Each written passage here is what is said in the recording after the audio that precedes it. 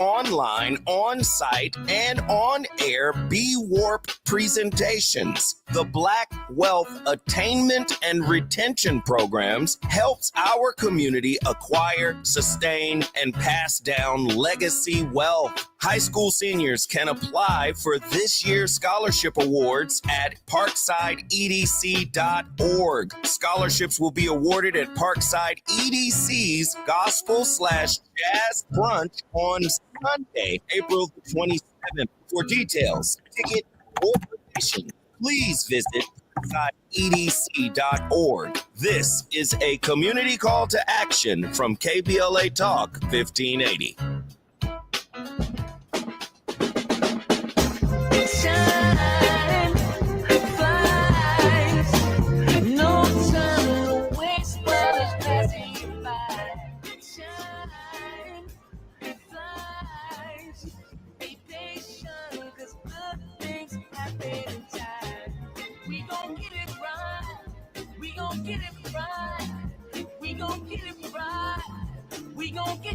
Protesting anthems, yes, we chanting a movement of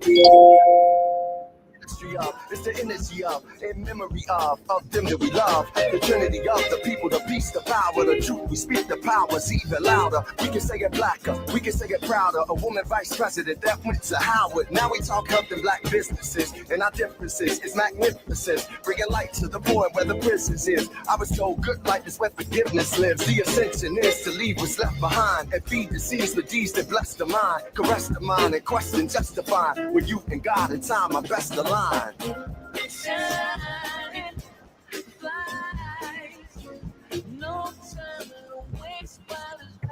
You are listening to and streaming A More Perfect Union on KBLA Talk 1580. I'm Dr. Nii-Quartelai Quartey, your host and Chief White House Correspondent. I'm in touch, and so you be in touch. Follow me on all the social media platforms at Dr. Nii-Quartelai. All you got to do is type in Dr. Nii-Q. That's DRNIIQ, and there I am, fresh for you to follow. Have you downloaded the KBLA app to listen to us live or on demand, or simply have you told Alexa lately that you want to listen to KBLA 1580? Well, if you do, we'll be right there waiting for you to tap in. Last but not least, be sure that you subscribe to A More Perfect Union podcast. That way you'll get the little push notification every time we publish an episode. You'll stay right on track. Now, hope you all had a wonderful Easter weekend. I hope you had a lovely Resurrection Sunday. I know I did, celebrating here in the City of Angels with some friends over at West Angeles Church of God in Christ. It was nice to visit with folks I hadn't seen in a while and celebrate one of the most important occasions for followers of Christ and believers in the Christian faith this season. Whatever you gave up for Lent, it's over. Ready, set, go. No. All jokes aside, I hope everyone's had a really great season of reflection and renewal. And here we go. Now it's time for your national news roundup. It's time for you to decide the good, bad, and ugly headlines of the day. And kicking us off, if my notifications are anything like your notifications, this morning we woke up to the news that Pope Francis, who had reached out to the margins of society, had died at the age of 88. NPR reporting that Pope Francis, the first non-European head of the Roman Catholic Church in more than a millennium, died at the age of 88. Cardinal Kevin Farrell, a top Vatican official, announced the death of Pope Francis from the Casa Santa Marta on Monday morning, saying, quotes, "Dearest brothers and sisters, with deep sorrow, I announce the death of our Holy Father Francis. At 7:35 this morning, the Bishop of Rome, Francis, returned to the house of the Father. His entire life was dedicated to the service of the Lord and his church, and he taught us to live the values of the gospel with fidelity, courage, and universal love, especially in favor of the poorest and most marginalized. With immense gratitude For his example as a true disciple of the Lord Jesus, we commend the soul of Pope Francis to the infinite merciful love of the one and true God. And so that was official word from the Vatican earlier. Pope Francis was one of the most popular popes in decades and a towering figure on the world stage, addressing not just Catholics, but the men and women of our time. The outspoken Pope lent his voice to almost every modern issue facing the world, often taking the sides of the marginalized and vulnerable. He spoke out against commercial exploitation of the environment, rich countries unwilling to accept migrants, the alienation caused by technology, and the lucrative sale of weapons of war. He was unafraid to tussle with some of the most powerful figures in politics, famously calling President Trump's plan to build a border wall, quote, not Christian in 2016, and correcting Vice President Vance on Christians' obligation to care for immigrants in 2025. For all of that, Pope Francis was at times a controversial figure in his own church. Conservative critics charged him with bending church dogma as a concession to modern mores. Progressives, meanwhile, were disappointed that he didn't go further to include LGBTQ Catholics and women in church leadership roles. I'm sure in the days and weeks and months ahead, there will be a lot spoken of and a lot written about the legacy of Pope Francis, and we intend to be a part of that exploration of his legacy, particularly through the eyes of Black Catholics, of which case there are 3 million here in the United States. Did you know that? 3 million Black Catholics. And so we're going to make sure that we elevate some of those voices in the days and weeks ahead. Moving along, in El Paso, the El Paso Walmart shooter, remember him? Patrick Crucius? Well, he pled guilty, and he's getting life without parole. USA Today reporting that the gunman who killed 23 people in a racist attack at an El Paso Walmart in 2019 will spend the rest of his life in prison after pleading guilty to one of the deadliest mass shootings in U.S. history and the worst domestic terror attack on Hispanics that the country has ever seen. Patrick Crucius was only 26 years old. He entered a guilty plea to capital murder and 22 counts of aggravated assault with a deadly weapon on just today. Wearing a bulletproof vest, he stared straight ahead at the El Paso County District Attorney, James Montoya, as the district attorney read out the names of the nearly 24 people killed in the massacre. District Court Judge Sam Medrano told the gunman that as he spends the rest of his life in prison, his name and hatred will be forgotten. Let us hope. From El Paso to Washington, D.C., the White House is looking to replace Pete Hegseth as the defense secretary. NPR is reporting this exclusively, saying that the White House has begun the process of looking for a new leader at the Pentagon to replace Pete Hegseth. This is according to U.S. officials who were not authorized to speak publicly. This comes as Hegseth is again mired in controversy over sharing military operational details in a group chat. The defense secretary is under fire after revelations that he shared classified information in a group chat with his wife, his brother, and lawyer, according to officials. The source said that Hegseth used the Signal messaging app on his personal smartphone, detailing minute-by-minute classified information about airstrikes on Houthi targets in Yemen. It happened at the same time in March that Hegseth shared similar details with top White House officials in different Signal chat groups that accidentally included a journalist that leaked hours before an airstrike hit could have endangered U.S. pilots if that information about the timing of the strikes had been intercepted. White House Press Secretary Caroline Leavitt denied that there is an effort to replace Hegseth, posting on X that President Trump stands strongly behind him. Speaking to reporters at the White House, Trump backed Hegseth and said concerns over the Signal chats are a waste of time. We shall see. We shall see. if anything is clear with President Trump, he's with you till he's not. Just saying. He's with you till he is not. Finally, NBC News is reporting that involuntary collections of defaulted student loans are to resume. The U.S. Department of Education said today that it's restarting involuntary, operative word, involuntary repayments of federal student loans that are in default. The payments were paused during the first term of President Trump in 2020 as a response to the COVID pandemic.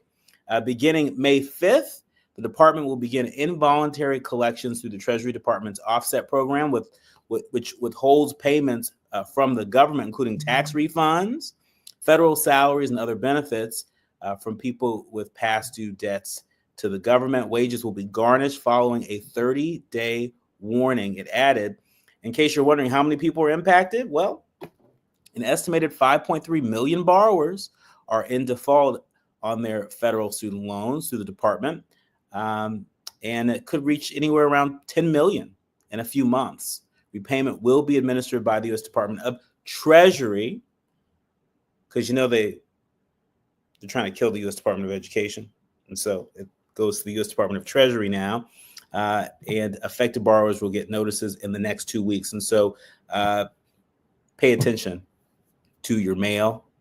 You may want to run to your mailbox. Don't run away from your mailbox, because we don't want anybody garnishing your wages. Just saying. When we come forward, we are switching gears. Speaking of wages, a new report from the Global Black Economic Forum that challenges the disinformation that's shaping public opinion and policy around minority-owned businesses and federal contracting. Plus, Harvard making some big news today, and I have a big question, and I got the right one to answer that. Alfonso David, the president and CEO of Global Black Economic Forum, will be with us when we come forward. You're listening to A More Perfect Union on KBLA Talk 1580. You're listening to A More Perfect Union on KBLA Talk 1580. We've got a lot to talk about. If you missed our KBLA Talk 1580 Town Hall, the Altadena Eden Fire, 100 Days and Counting, you missed an evening of reverence, reflection, and reality. You got to live in the reality, because this is it. Every day you wake up, is this my life? Don't stay in denial, because yes, it is. Don't stay in bargaining where you're praying for a miracle, and if it wouldn't have happened, then this is what I would have done. It did. Our panel participants kept it real. Really real. I think, number one, it's amazing to me how we ignore systemic racism in our community. And as a people, we've apologized for so much. But when will we stop apologizing for what we have paid for? Because the truth of the matter is, we paid for this. You can always count on KBLA Talk 1580 to give it to you straight, no chaser. When you love folk, you tell them the truth. Seeking the truth, speaking the truth. We're KBLA Talk 1580, and we don't black down. Small businesses are the heart of America. But you don't have to go it alone. As the nation's largest nonprofit resource of expert business mentoring, SCORE has helped millions of entrepreneurs build their businesses for free. Get the connections, education, and guidance you need with SCORE. We're ready to help. Find a mentor today at score.org. Only Indulgent Moisture Body Wash. It's me, Only Indulgent Moisture Body Wash. I see those dry elbows, baby. But don't worry, get moisturized right in the shower. So hydrated you can skip the lotion after. Don't wanna see it dry no more. Skin so moisturized with body wash. Look at you now. No more dry skin. Your skin gets the moisture it craves with Only Indulgent Moisture Body Wash. KBLA Talk 1580. We've got a lot to talk about. KBLA Talk 1580, connecting you with services and solutions. LA County's new Justice Care and Opportunities Department, or JCOD, is here to support justice-involved individuals and their families. The JCOD Support Center is now taking calls at 1-833-LACJCOD. That's 1-833-522-5263. Available 7 days a week from 6 a.m. to 11 p.m., the Support Center is your one-stop shop for re-entry issues and court support. They offer court reminders, connections to local services, transportation assistance for housing, court appearances, and childcare. The JCOD hotline provides personalized help to connect you with services that you need. And don't forget to check out justiceconnect.org for more information. Remember, it's free and available every day at 1-833-522-5263. This is a community call to action from KBLA Talk 1580. Hit me! National news, the consequence, informed opinion, and analysis beyond the headlines. You're listening to A More Perfect Union on KBLA Talk 1580. You are listening to and streaming A More Perfect Union on KBLA Talk 1580. I'm Dr. Nii-Quartelai Quartey, and delighted to welcome back to the show my friend, our friend, Alfonso David. He is the president and CEO of the Global Black Economic Forum and has been working really hard and has a really important update for us. Welcome to the show, Alfonso. Thank you. Thank you so much for having me. Well, thank you for being here. Thank you for all the work that you continue to do on the front lines. The latest aspect of that work is a new report from the Global Black Economic Forum that is challenging the disinformation that is shaping public opinion and policy around minority-owned businesses and federal contracting. We're seeing the Trump administration really take a wrecking ball to the SBA 8A program and to CDFIs and to the Minority Business Development Agency. Catch us up. Well, thank you. Thank you again for having me, and thank you for highlighting this report. We wanted to really look at the core issues that are affecting minority-owned businesses in this country. And when we looked at the data and we analyzed the data, it highlighted a number of key stark realities that I think minority businesses face. Rather than this idea of minority-owned businesses receiving substantial amounts of government funding, the opposite is actually true. There is a significant amount of underinvestment. The report focused on three issues, really. Access for minority businesses remains unequal. The federal marketplace continues to leave these businesses untapped. And the programs that are designed to address these issues are unfortunately under attack. So to put that in context, the federal government contracts out more than $770 billion every single year. And less than 6% of those dollars go to businesses that are owned by people of color. So by contrast, 94% of the dollars go to white-owned firms. 6% go to firms that are run by people of color. And when you look at that number, the 6%, and you break it down even further, only 2% goes to Black-owned businesses. So we're seeing this emphasis on merit-based selection, but the current system, unfortunately, overlooks the capabilities and the qualifications of minority-owned businesses. And then by doing that, they perpetuate inequities. So minority-owned businesses represent more than 22% of all of the firms out there, but they're only receiving 6% of the government contracts. And so this is not really about qualifications. This is about access, and this is about exclusion. And we want to make sure we correct the record because, as you mentioned in your opening, we're seeing an attack on minority businesses, and we're also seeing an attack on the infrastructures that were created to address the inequities. So in the 1960s, President Richard Nixon supported an agency that we now know of as the Minority Business Development Agency. And that agency was created to address the inequities that we're seeing in the marketplace. Well, the administration, the Trump administration, issued an executive order essentially directing the agency to only operate at the minimum level that's required by statute. And based on what we know, they went from having 84 full-time employees on record to having one employee. So when you think One. You heard me right. One.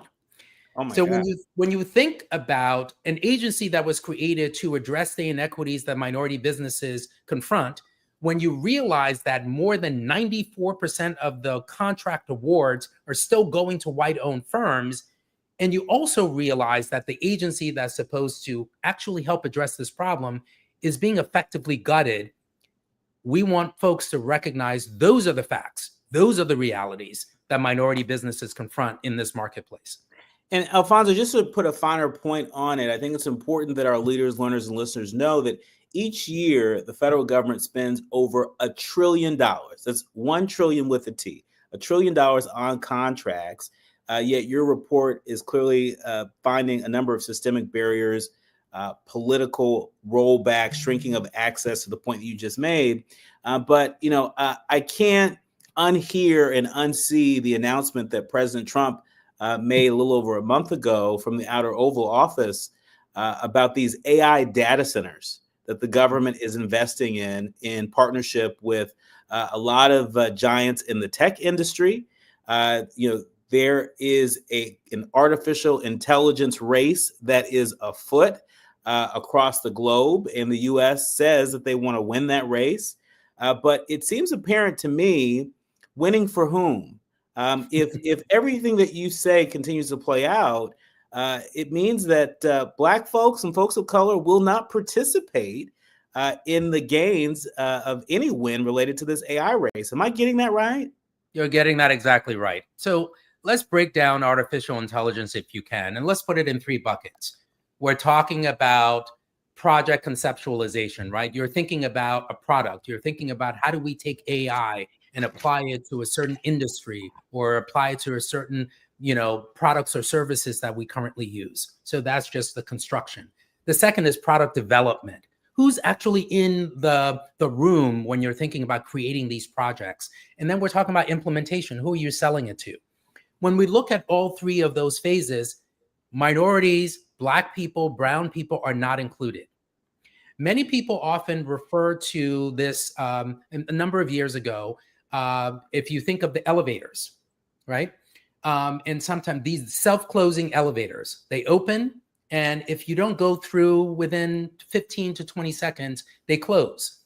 Well, when some certain elevators were being constructed, the hands that they were using to signal to the elevator to reopen because a person was going through, they were using white hands. So when an elevator can't recognize an image or a characterization that is being used in its construction, is going to ignore that when a Black hand goes in the elevator and unfortunately crushes that hand. I give you that example because we have to think about all of the various ways that artificial intelligence is going to inform our product development and our design. And if we are excluded from how we create artificial intelligence, is going to have a detrimental impact on racial minorities. And by extension, if those products are being used in such a way that they don't include our culture or they don't include Black or brown people generally, then we're also going to be excluded. When you think about getting on Google or whatever the search engine you're using, and you're searching for something, and the language you're using is not being recognized by that search engine, that's an example of artificial intelligence not recognizing cultural differences or, in some cases, identity for racial minorities. Wow. And so, what makes this fight a little bit different from fights of the past, as I understand it, is not only are we mounting a fight for our civil and human rights in the physical world, in the private sector, we are fighting the government to be a fair referee to our free market economy. But we are also having to fight to have representation as we reimagine and build this sort of digital infrastructure, this virtual world that will lead the future. I think to your everyday person, that sounds pretty daunting. Are there any silver linings that you're seeing? I mean, it feels as if we are engaged in a David and Goliath fight. We know David was ultimately victorious, but so a lot of folks aren't as optimistic in the moment. What is fueling your optimism as a leader on the front lines?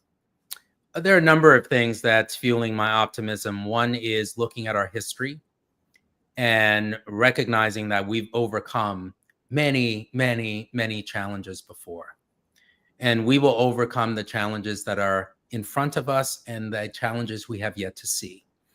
Second, I am encouraged by the innovation and the tenacity of young people who are thinking in very different ways than we have been thinking for decades, thinking about new and innovative constructs that we haven't really thought about as to how we approach problems and how we actually think about solutions that could be sustainable moving into the future.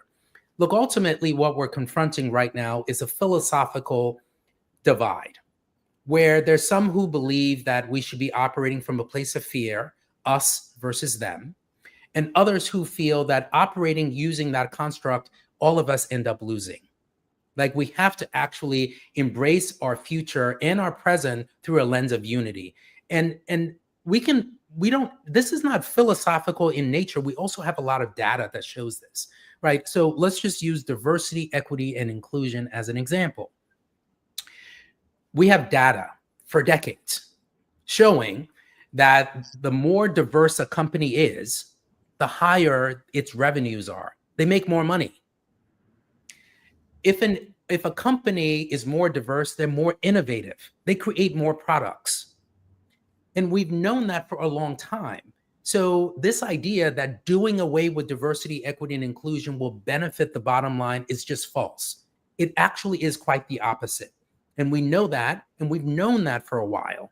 So I think what I'm encouraged about is the coalescing of various generational groups coming together to really think about how do we move ourselves forward in an environment, I have to say, that's very dark right now, right? If you turn on the television or you listen to the radio, it's hard not to be discouraged because you're seeing attack after attack after attack.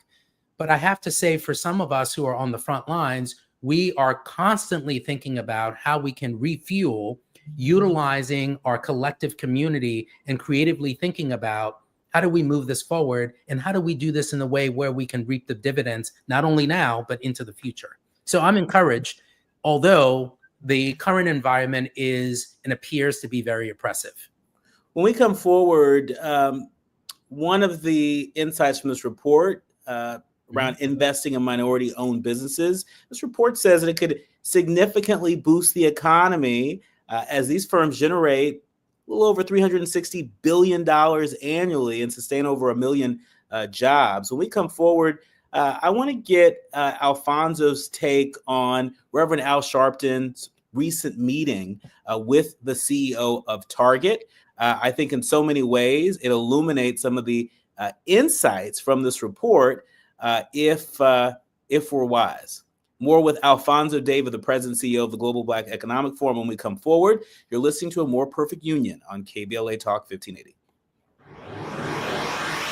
If you're looking to be engaged, enlightened, and empowered about issues related to national politics, elections, identity, culture change, and social justice, you've tuned into the right place. A More Perfect Union continues when we come forward.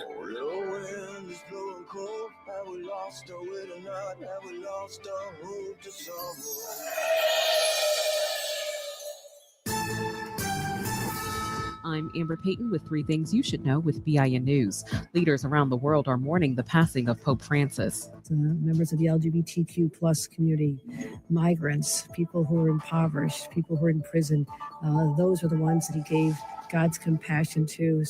New York Governor Kathy Hochul, a Roman Catholic, describes Pope Francis as a great man of humility and love for the marginalized. Pope Francis died at 88 from a stroke and heart failure, according to the Vatican. Reverend Al Sharpton says his meeting with Target CEO was productive following the retailer's pullback on diversity efforts. Activists have called for a boycott, linking the move to pressure after Trump ended federal DEI programs. And the University of Kentucky is canceling DEI graduation ceremonies, including those for Black, LGBTQ+, and first-gen students. Officials say the move aligns with a new state law banning DEI programs at public colleges. Get BIN News on demand 24/7 on the iHeartRadio app. Garden Grove with a crash on the 22 eastbound at Harbor. That's where the carpool and left lanes are blocked. Delays away from Magnolia. Out to Orange. Both directions of the 57 affected here at Orangewood, or just north of Orangewood, where the carpool and 2 left lanes have been blocked. The northbound side of the 57 slammed off of the 5. In turn, it's affecting the 5 northbound out of Irvine from about the 133. And southbound delays on the 57 freeway, jamming up all the way from Yorba Linda Boulevard. Right now, there are young people across the world facing a tough choice: continue their dream of education or drop out to help their family put food on the table. You can help change their future in a single moment. See how far your support can go at unbound.org. Is this the tether? This is the KBLA Sports Minute with Ray Richardson. The UCLA football program got a major upgrade at quarterback when former Tennessee star Nico Imaliva confirmed Monday morning his intentions to transfer to UCLA. Hopefully, UCLA coach Deshaun Foster and the administration did their homework and got the right answers from Imaliva and his family before agreeing to let him come to UCLA. Imaliva, who grew up in Long Beach, led Tennessee to the college football playoffs last season. Imaliva wanted his NIL money to jump from $2 million a year to $4 million. Tennessee said no, prompting Imaliva to jump into the NCAA transfer portal. It's doubtful that UCLA agreed to help Imaliva get the $4 million he wanted at Tennessee. But there were other demands from Imaliva's family, including a better offensive line and better receivers to throw to. For Foster's sake, let's hope Imaliva does not become a troublesome diva at UCLA. No debates, no speculation, just the info you need. That's your KBLA Sports Minute. I'm Ray Richardson on KBLA Talk 1580. Hey, this is Zoe Williams, the voice of reason, and for over 20 years, Parkside Economic Development Corporation has served Leimert Park and surrounding communities, empowering tomorrow's leaders and changing lives. Parkside EDC has awarded over $400,000 in college scholarships while sharing economic principles of the Big Five of money with students and their families. Parkside EDC partners with organizations like the Brotherhood Crusade to assure our youth have the financial acumen to succeed. Parkside EDC provides families and businesses with financial insights, offering free online, on-site, and on-air B-Warp presentations. The Black Wealth Attainment and Retention Programs helps our community acquire, sustain, and pass down legacy wealth. High school seniors can apply for this year's scholarship awards at parksideedc.org. Scholarships will be awarded at Parkside EDC's Gospel/Jazz Brunch on Sunday, April the 27th. For details, tickets, or donations, please visit parksideedc.org. This is a community call to action from KBLA Talk 1580. Still getting around to that fix on your car? You got this. On eBay, you'll find millions of parts guaranteed to fit. Doesn't matter if it's a major engine repair or your first time swapping your windshield wipers. eBay has that part you need, ready to click perfectly into place for changes big and small. Loud or quiet, find all the parts you need at prices you'll love. Guaranteed to fit every time. But you already know that. eBay. Things, people, love. Eligible items only. Exclusions apply. I'm ready. Let me just grab my bag. Sweatpants, huh? Didn't know we were keeping it casual this month. Yeah, I feel bloated every now and then. You have to try new Align 3-in-1 Biotic Gummies. They have prebiotics to nourish good bacteria, probiotics to help relieve occasional bloating, and postbiotics for immune support. All that in one gummy? Yep. So no sweatpants next time? Not anymore. Align 3-in-1 Biotic Gummies for gut health support. These statements have not been evaluated by the Food and Drug Administration. This product is not intended to diagnose, treat, cure, or prevent any disease. During this time, it's important for everyone to know your rights. The 4th, 5th, and 6th Amendments in the U.S. Constitution protects every one of us, regardless of immigration status. The 4th Amendment requires a judicial warrant to search your home. The 5th protects your right to remain silent, and the 6th gives you the right to an attorney. Just remember, no warrant, no key. You don't have to speak. No lawyer inside. Don't say your thing. Yeah, we all got rights. Hey, we all got rights. Now back to building a more perfect union on KBLA Talk 1580. You are listening to and streaming a More Perfect Union on KBLA Talk 1580. I'm Dr. Nii-Quartelai Quartey. He is Alfonso David, President and CEO of the Global Black Economic Forum. I like to say on air and off air, no data, no justice. No data, no justice. And being that I believe that very strongly, the core of my being, I believe that. You've got to check out this new report that the Global Black Economic Forum just released on diverse business government contracting opportunities, unequal, untapped, and under attack. You got to know what's going on. I know there's a lot swirling, and there's a lot of people that just want to look away.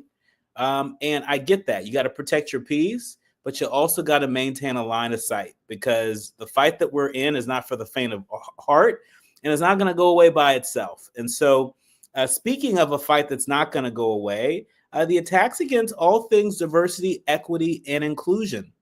Before the break, Alfonso, I mentioned that Reverend Al Sharpton had called a meeting with the Target CEO, constructive.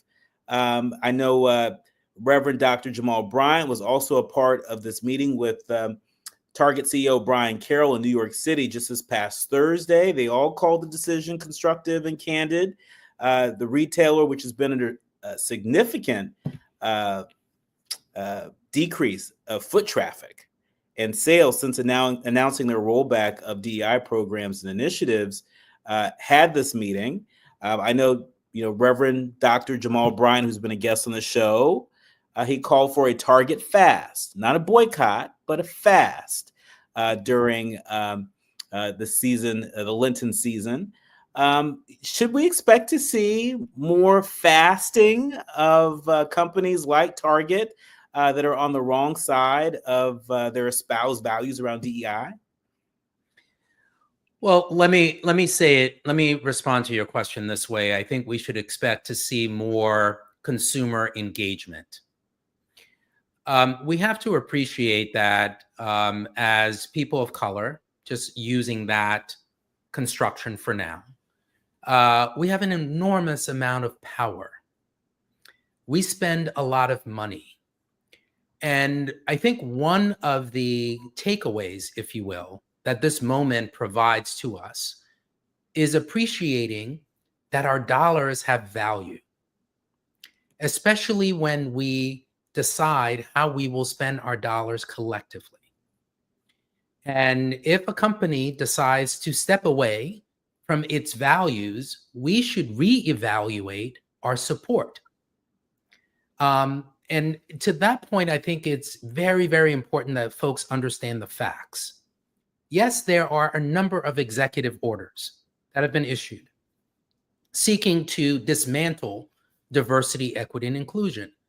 But there's two important fundamental precepts we should all remember. Executive orders do not apply to the private sector. Executive orders only apply to federal agencies. They cannot, by law, extend to the private sector. So that's one. Second, executive orders have to comply with both federal law, meaning federal statutes that have been passed by Congress, and the U.S. Constitution. When an executive order is issued, it doesn't mean that it is self-enforcing. It doesn't mean it automatically complies with federal, state laws and or the U.S. Constitution.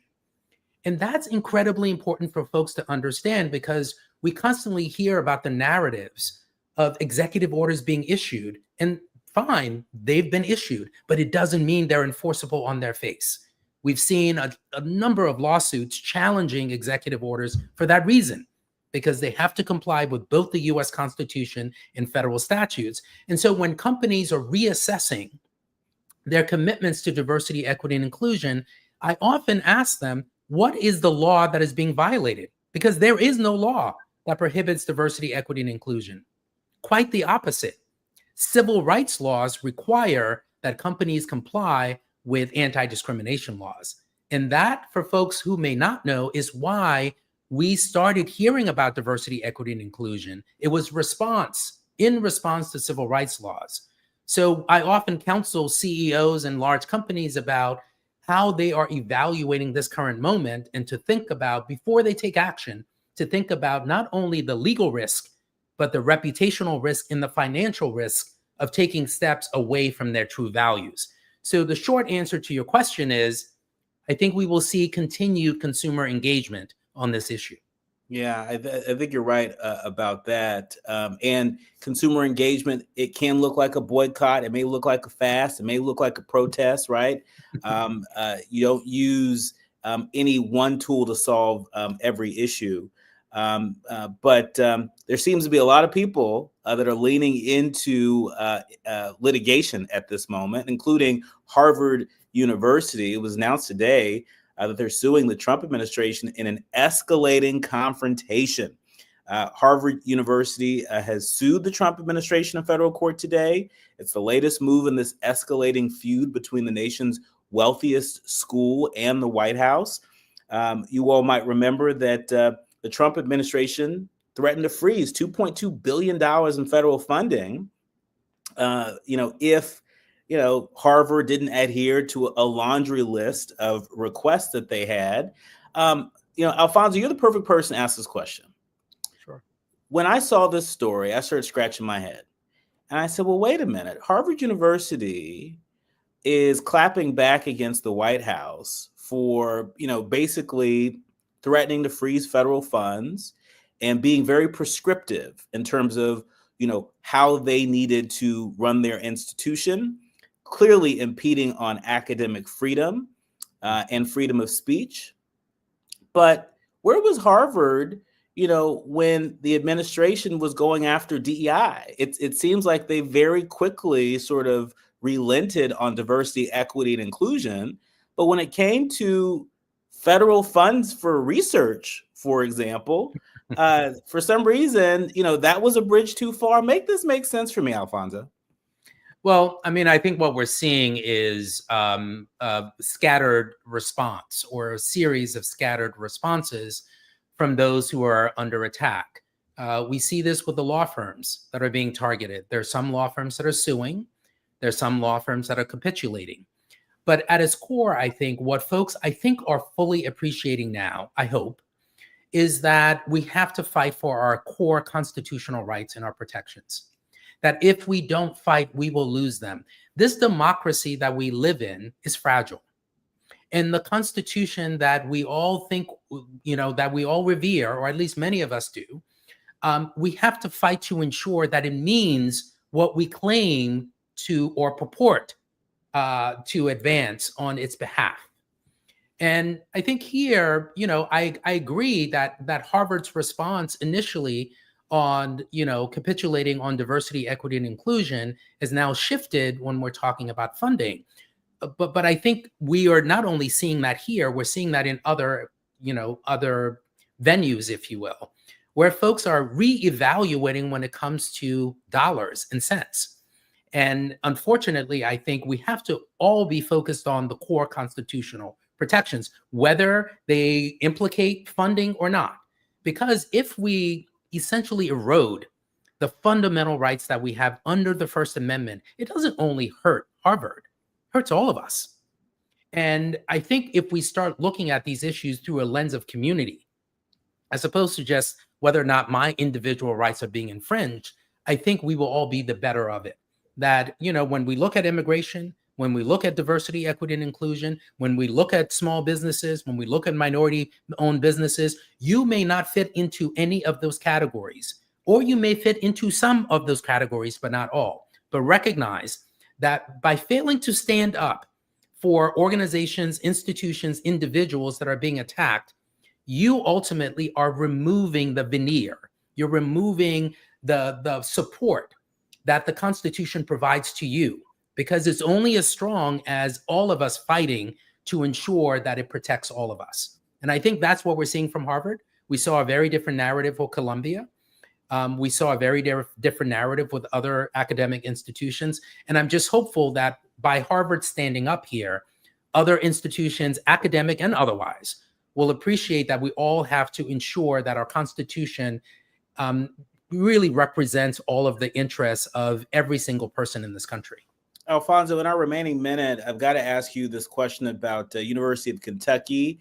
They have canceled events for LGBTQ grad, Black grad, amid Trump's anti-DEI pressures. The University of Kentucky has canceled these celebrations for minority graduates due to the state and federal pressure targeting diversity, equity, and inclusion. We are heading into commencement season. We know that LeVar Burton is going to be the commencement speaker at Howard University. Dr. Cornel West over at Morehouse College, Jane Fonda at USC, et cetera, et cetera.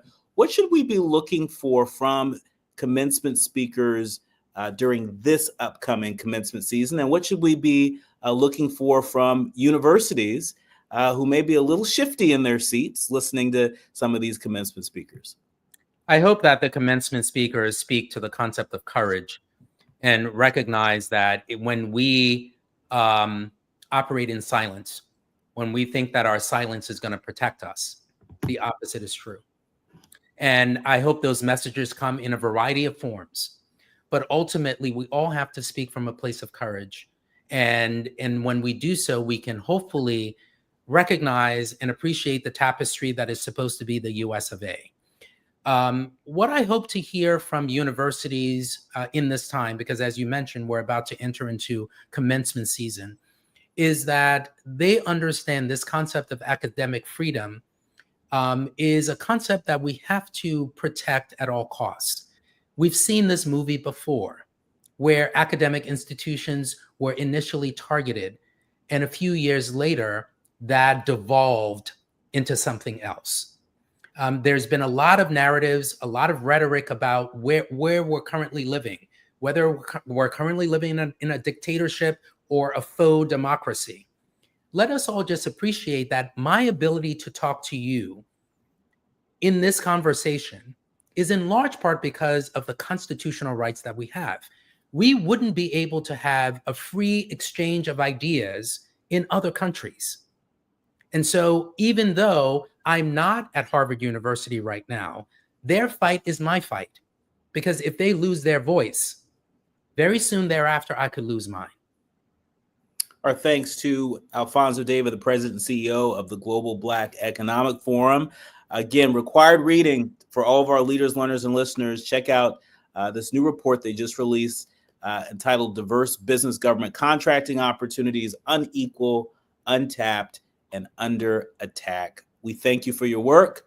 Please come back again soon. Thank you. You've been listening to and streaming A More Perfect Union on KBLA Talk 1580. Striving to make America a nation as good as its promise. This is A More Perfect Union on KBLA Talk 1580. We've got a lot to talk about. Attorney advertising. Prior results do not guarantee future outcomes. Founded in Los Angeles in 1986, litigation powerhouse Quinn Emanuel has deep roots in the Los Angeles community. Since 2007, we have litigated some of the largest fires on the West Coast. We are proud to be the only AmLaw 100 firm in the country to represent wildfire victims, giving affected individuals, families, and businesses the same focus and individualized attention we devote to our Fortune 500 clients. BTI Consulting has repeatedly recognized Quinn Emanuel as among the 4 law firms in-house counsel least likely to oppose in any litigation, and we are often deemed the most feared. And after securing over $80 billion for our clients in various matters firm-wide, we understand why. If you have been affected by the recent wildfires in Altadena and the Palisades and would like to discuss your situation further, please contact wildfire support at QuinnEmanuel.com or call us at 213-443-3050. Quinn Emanuel is proud to sponsor Conversation Live Altadena Rising with James Farr on KBLA Talk 1580. Attorney advertising. Prior results do not guarantee future outcomes. This is Stevie Wonder, calling on Los Angeles property owners to help get unhoused veterans off the street. If you're a property owner or know someone who is, consider accepting veteran housing vouchers. You will receive guaranteed rent while providing a stable and safe home. Help end veteran homelessness and make a real difference in people's lives.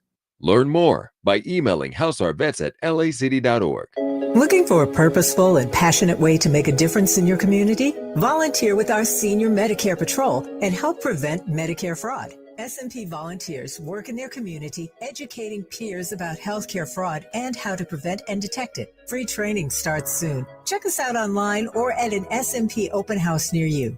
We're on a mission to stop fraud. Join our team. You make a difference. Visit caspvolunteer.org. Protect yourself from Medicare card scams. Scammers may call, email, or even knock on your door claiming they need your Medicare info, asking for money or threatening to cancel your benefits. Don't fall for it. It's a scam. Remember, Medicare doesn't need to verify your information. They already have it. Medicare won't charge you for a new card and will never threaten to cancel benefits. Check your Medicare statements for suspicious charges and report scams to the California Senior Medicare Patrol at 1-855-613-7080. We're here to help. Lena Bloom for the Bail Project. Imagine you're stuck in a jail cell and you can't afford bail and someone offers you a way out. Just plead guilty and you can go home and kiss your kids goodnight. What do you do? What thousands have. You plead guilty whether you are or not. Cash bail makes poverty a crime. That's why the Bail Project helps those who can't afford it while fighting to end cash bail. Because freedom should be free. Brought to you by the Ad Council. We face tragedy, but we don't fall into despair. We continue our work to build a more perfect union. You are listening to and streaming A More Perfect Union on KBLA Talk 1580. I'm Dr. Nii-Quartelai Quartey, joining you live from LA today. Beautiful day after Easter. Happy belated Resurrection Sunday to all of you. Hopefully you had big plans in some form or another over the weekend. But if you didn't have big plans and you're in LA, you might have been a part of this big crowd. Remember when Representative Alexandria Ocasio-Cortez and Senator Bernie Sanders were in town? Remember that? Well, that was a crowd of over 36,000 people that came together to hear them speak. That wasn't just a fluke.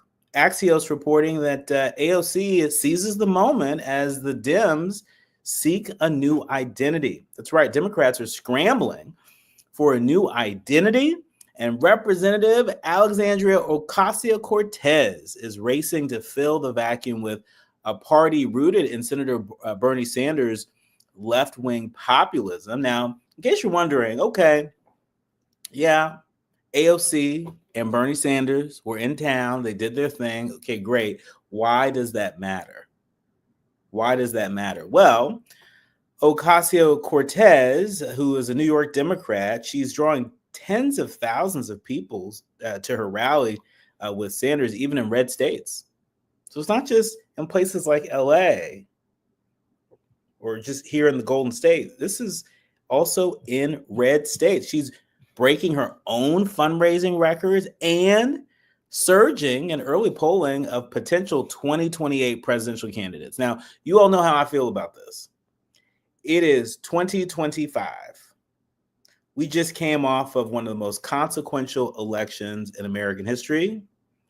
We got a lot of work to do. That whole Project 2025 is just beginning to get underway, and there is no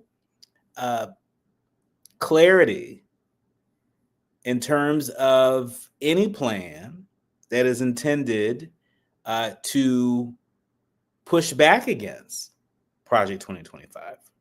So before we start gathering around the water cooler to talk about who our favorite contenders might be in the next race for president, why don't we roll up our sleeves and focus on the task that's at hand? It's a serious task. Some might even say it's a daunting task. Axios reporting that top Democrats really like that AOC is grabbing Sanders' torch as a progressive leader and that he's intentionally passing it to her. The two kindred spirits deny it, but looks like it's on full display on the stage Her rise comes as the Democratic Party base is increasingly agitated by the party's inability to push back against the Trump administration's sweeping agenda and is searching for a champion to fight back. Driving the news, Ocasio-Cortez has been cheered like a political rock star over the past 2 weeks as she and Sanders barnstorm the country with mega rallies for a fighting oligarchy tour. That's what they're calling it. In Idaho, the local union president said that introducing Ocasio-Cortez was, quote, the greatest honor of my life. Say what? She and Sanders have mobilized large crowds, as I said earlier, in conservative states, including Utah, Idaho, Montana. Thousands in Salt Lake City chanting AOC, AOC, AOC as she left the stage. And by the numbers, she's among the most popular Democratic politicians right now. A recent YouGov poll found that Ocasio-Cortez had a 61% approval rating among Democrats, the highest of any Democrat polled who hasn't run for president or vice president. A Yale survey released last week found that Ocasio-Cortez is in second place in the hypothetical Democratic presidential primary behind only former Vice President Kamala Harris. So what does all this mean? In my opinion, too many years in advance to really engage in a serious conversation about this. It means that AOC has her finger on the public sentiment. That AOC is connected to the people and not just the special interests, not just the consultant class in Washington, D.C. And if Democrats are looking to find their way out of the wilderness, they ought to pay attention to her. Kind of like saying that. They ought to pay attention to her. Just saying. You're listening to and streaming A More Perfect Union on KBLA Talk 1580. When we come forward in our second hour, I'll be joined with Rebecca Cruz, the wife of Terry Cruz, is joining me to talk about faith and relationships and some of the good stuff that she's up to. You're listening to KBLA Talk 1580. More will come forward. KBLA 1580 Santa Monica. I'm Amber Payton with 3 Things You Should Know with BIN News. Tributes continue to pour in for Pope Francis, who died at the age of 88. San Antonio Catholic Archbishop Gustavo Garcia Sierra spent time with him and called him a humble servant. He loved the world, and